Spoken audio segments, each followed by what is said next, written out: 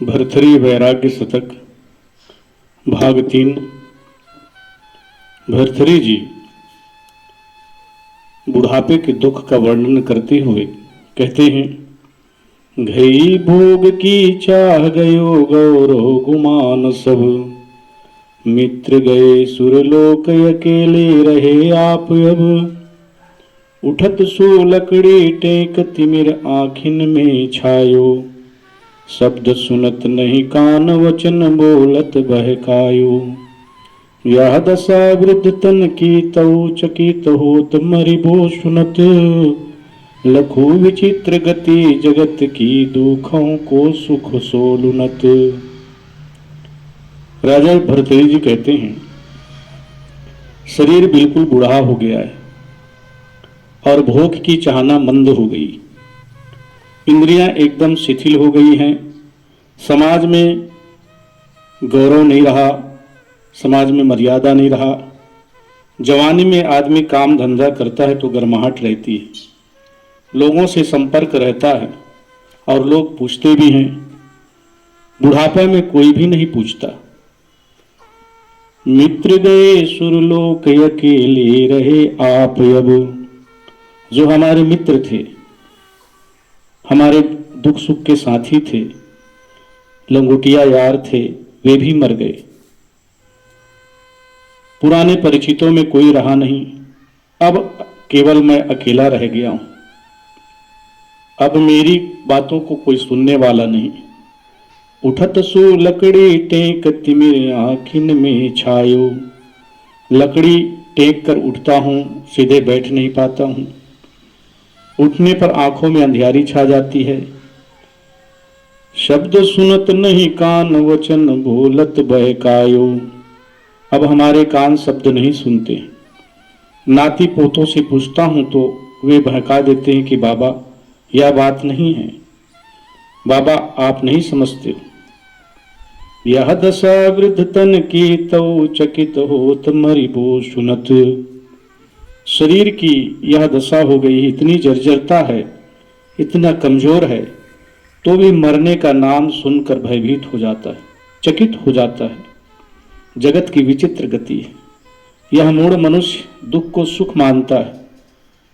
बूढ़ा होकर जर्जर होकर क्या सुख पाओगे? इतनी अवदशा में भी तू मरना नहीं चाहता है। आदमी को सोचना चाहिए कि आज तक जीकर मैंने क्या पाया?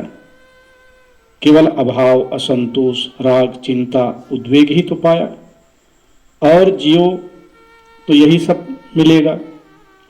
धनी से धनी आदमी अंदर से असंतोष के अलावा और कुछ नहीं पाते।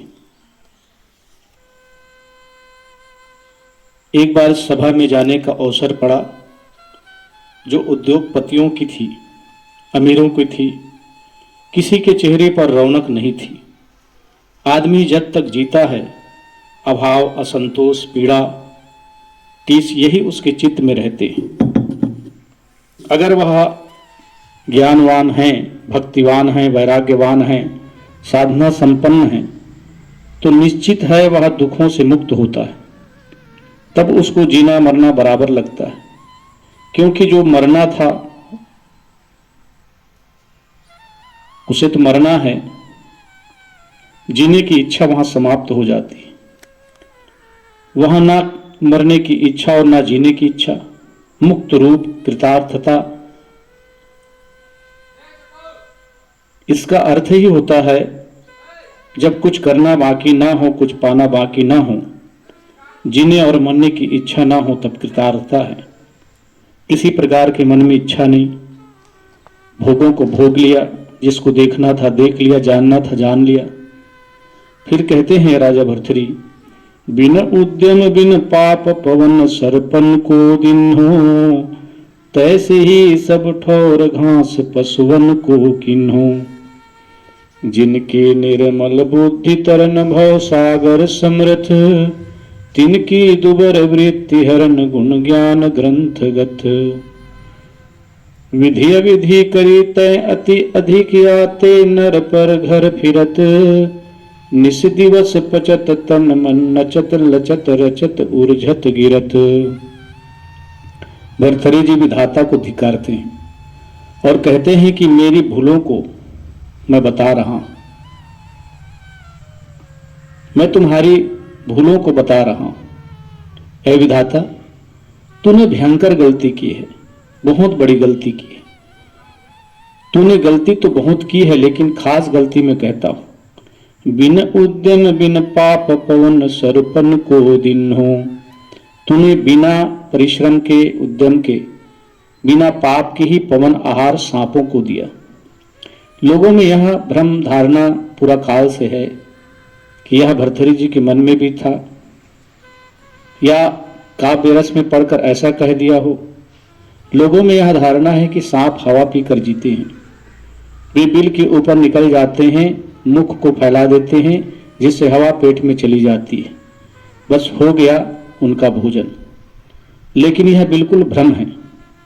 हवा पीकर नहीं जीते हैं, किंतु कीड़े मकोड़े खाते हैं, उनका भी आहार है। लेकिन लोक धारणा अनुसार हवा पीने में न पाप है, न उद्यम है, न किसी प्रकार से परिश्रम है। किसी जीव को न तकलीफ देना है, न कुछ प्रयत्न करना है। बैठे रहो, बस सुरखते रहो हवा। अगर मनुष्य को ऐसा होता तो कितना बढ़िया होता। तैसे ही सब ठौर घास पशुवन को किन्हो। पशुओं के लिए कितना बढ़िया आहार है। जिधर जाएं उधर घास ही घास, पेट भर वहां घास खा लेते हैं। न अमनिया करने की झंझट, न बर्तन खोजकर उसमें डालकर पकाने की झंझट। जिनकी निर्मल बुद्धि तरन भव सागर समृथ। जिस मनुष्य की बुद्धि निर्मल है और संसार सागर को तरने में समर्थ है, उसकी वृत्ति बहुत दुर्बल है। उसका भोजन बड़ी कठिनाई से पैदा होता है। पैदा होने के बाद बहुत परिश्रम करना पड़ता है, तब खाने को मिलता है। केवल भोजन पकाने में ही बहुत मेहनत है। जब लोग भोजन पकाते हैं तो घंटों लगे रहते हैं। पैदा करने में भी बहुत तकलीफ है, माथा कूटते रहो, तब खाने को मिलता है। कब इसमें गुण ज्ञान ग्रंथ आ सकता है? कब आदमी किताब पढ़े, कब सत्संग करे, कब आदमी ज्ञान चर्चा करे। विधि अविधि करी तय अति अधिक आते नर पर घर फिरत। अविधि तूने अविधि कर डाली। नाम विधि है और तूने किया अविधि। विधि का मतलब है कानून, कायदा, नियम। तो नियम बनाने वाला है, विधाता है, और ऐसा खराब नियम बनाया। इतना जंगल कर देते कि फल ही फल होता और मनुष्य तोड़ तोड़ कर खा लेता, न किसी प्रकार से परिश्रम करने की जरूरत पड़ती। लेकिन निशी दिवस पचत तन मन नचत लचत रचत उर्झत गिरत। आदमी पेट की खातिर दूसरों के घरों में भटक रहा है, भिक्षा मांग रहा है, नौकरी कर रहा है, रात दिन भटकता है, मन में पछता है, दूसरे के आगे पीछे नाचता है और गिरता पड़ता है। यदि तुम्हारा नियम उत्तम होता तो ये सब करना नहीं पड़ता। फिर राजा भर्तृहरि जी कहते हैं, मानव जीवन पाकर मैंने क्या किया। विधि सो पूजे नाही पाए प्रभु के सुखकारी। प्रभु को धरो न ध्यान सकल भव दुख को हारी। खोले स्वर्ग कपाट धर्म करो नैशो।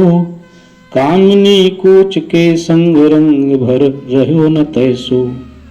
हरि हाय हाय किन्हो कहा पाय पदार्थ नर जन्म। जननी यौवन वन दहन को अग्नि रूप भय प्रगट हम। प्रभु के चरणों की मैंने पूजा नहीं की, जो सुख देने वाली है। प्रभु का ध्यान भी धारण नहीं किया, जो हमारे भव दुख को काट सके। स्वर्ग का कपाट खुले, ऐसे मैंने शुभ कर्म भी नहीं किए। संसार के भोग भी नहीं मिले, उनकी भी केवल आशा आशा ही रही। हे विधाता, इस उत्तम मानव जीवन को पाकर हमने क्या किया। हम केवल माता के जवानी रूपी जंगल को जलाने वाले अग्नि रूप प्रकट हुए। जननी यौवन वन दहन को अग्नि रूप भय प्रगट हम। न योग किया न भोग किया, कोई भी भोग स्थिर नहीं है। योग फल स्थिर है, वह तो किया नहीं। नीति में लिखा है, जो व्यक्ति निश्चित को छोड़कर अनिश्चित को पकड़ता है तो निश्चित को उसने स्वयं छोड़ दिया और अनिश्चित छूटा छुटाया। योग का फल मोक्ष और भोग का फल है दुख भवबंधन। भोग मन भर मिलते भी नहीं हैं। भोग ग्रहण से होता है और ग्रहण में स्वतंत्रता है। योग त्याग से होता है और त्याग में स्वतंत्रता है। सभी मनुष्य और वस्तुएं हमारे अधीन रहें, इसमें स्वतंत्रता है। अपने माने गए शरीर में जवानी अपने अधीन नहीं रहती। देखते देखते खिसक जाती है, पता नहीं चलता कब जवानी निकल गई। इसलिए शौकीन जवानों की मूंछों में जब बाल पकने लगते हैं तभी उनको उखाड़ देते हैं, और जब कई बाल पक जाते हैं तब काट कर निकाल देते हैं या उसमें कलर लगा देते हैं। लेकिन सतगुरु कबीर साहब कहते हैं, कोटि यतन करो यह तन की अंत अवस्था धूरी, बालू के घरवा में बैठे चेतत नाही आयाना, कहीं कबीर एक राम भजे बुन बूढ़े बहुत सयाना। कबीर साहब कहते हैं, ऐ अज्ञानी, तुम लाखों करोड़ों यत्न करो इस शरीर को संवारने का, स्थिर रखने का, अंत में यह मिटेगा ही। बालू के घर में बैठकर जागता नहीं, चेत नहीं रहा। ग्रहण करने से भोग मिलता है जिसमें आदमी स्वतंत्र है, और त्याग करने से मोक्ष मिलता है, इसमें हर आदमी स्वतंत्रता है। इसलिए मोक्ष का रास्ता पकड़ो, भोग का नहीं, क्योंकि ग्रहण में स्वतंत्रता है और त्याग में स्वतंत्रता। ये मानव जीवन, इसमें पूर्ण स्वतंत्रता मिली है। मनुष्य अपना जीवन का कल्याण आसानी से कर सकता है, क्योंकि लोग अपने मन को विषय भोगों में लगाते हैं, अपनी आत्मा में नहीं लगाते।